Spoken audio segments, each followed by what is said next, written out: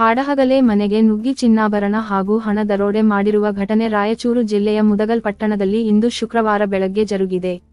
ಮೇಗಳಪೇಟೆಯಲ್ಲಿ ಬಾಗಿಲು ಮುಚ್ಚಿದ್ದ ಮನೆಗೆ ನುಗ್ಗಿದ್ದ ಕಳ್ಳನೊಬ್ಬ ಮನೆಯ ಮಾಲೀಕನ ಮೇಲೆ ರಾಡಿನಿಂದ ಹೊಡೆದು ಮಾರಣಾಂತಿಕ ಹಲ್ಲೆ ಮಾಡಿ ಮನೆಯಲ್ಲಿದ್ದ ಲಕ್ಷಾಂತರ ರೂಪಾಯಿ ಮೌಲ್ಯದ ಚಿನ್ನ ಹಾಗೂ ಹಣವನ್ನು ದರೋಡೆ ಮಾಡಿ ಸಿನಿಮೀಯ ರೀತಿಯಲ್ಲಿ ಪರಾರಿಯಾಗಿದ್ದಾನೆ.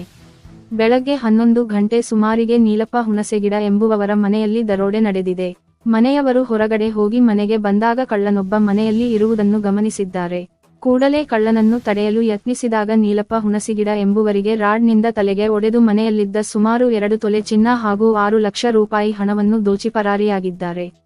ಸ್ಥಳಕ್ಕೆ ರಾಯಚೂರು ಜಿಲ್ಲಾ ಹೆಚ್ಚುವರಿ ಪೊಲೀಸ್ ವರಿಷ್ಠಾಧಿಕಾರಿ ಹರೀಶ್, ಮಸ್ಕಿ ಸಿಪಿಐ ಬಾಲಚಂದ್ರ, ಲಿಂಗಸುಗೂರು ಡಿವೈಎಸ್ಪಿ ದತ್ತಾತ್ರೇಯ ಕಾರ್ನಾಡ್, ಸ್ಥಳೀಯ ಠಾಣೆಯ ಪಿಎಸ್ಐ ವೆಂಕಟೇಶ್ ಮಾಡಗೇರಿ ಹಾಗೂ ಬೆರಳಚ್ಚು ತಜ್ಞರು ಮತ್ತು ಶ್ವಾನದಳದೊಂದಿಗೆ ಭೇಟಿ ನೀಡಿ ಪರಿಶೀಲನೆ ನಡೆಸಿದ್ದು ಆರೋಪಿಯ ಪತ್ತೆಗೆ ಬಲೆ ಬೀಸಿದ್ದಾರೆ.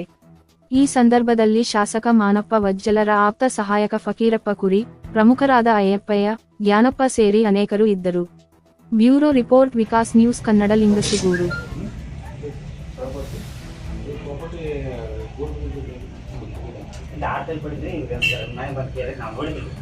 ಮನೆ ನೋಡ್ತೇನೆ ನೋಡಿದ್ರೆ